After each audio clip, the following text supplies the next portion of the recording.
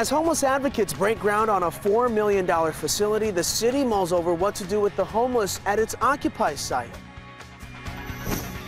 And the city will discuss the future of that site tonight. Good evening, I'm Eric Franke. And I'm Susan Simon, filling in tonight for Sarah Carlson. All of the parties agree that solving the issue of homelessness should come with a variety of answers. Andy Choi shows us finding those answers, though, is a difficult task. Yeah, Susan and Eric, for years, Madison has been a place where human services are a premium concern, but talking to city leaders and advocates, it's clear the price of compassion is often a challenge to calculate.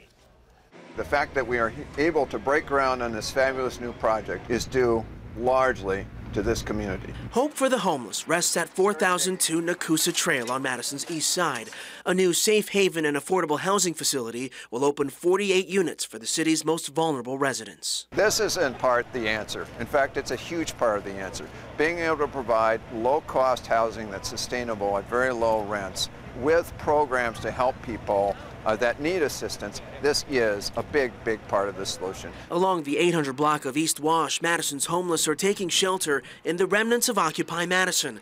As city alders discuss a resolution to continue housing the homeless there, Mayor Paul Soglin says it's not the right move. I want it very clear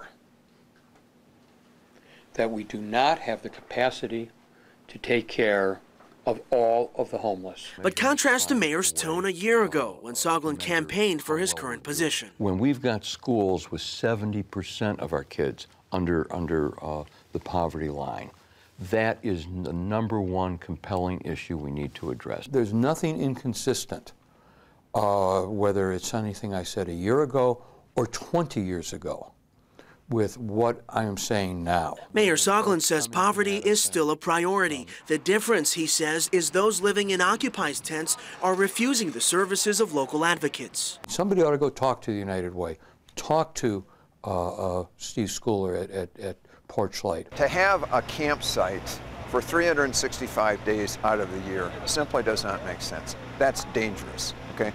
What we do in the interim and how we address those needs, I'm not quite sure. I do know that there are services available.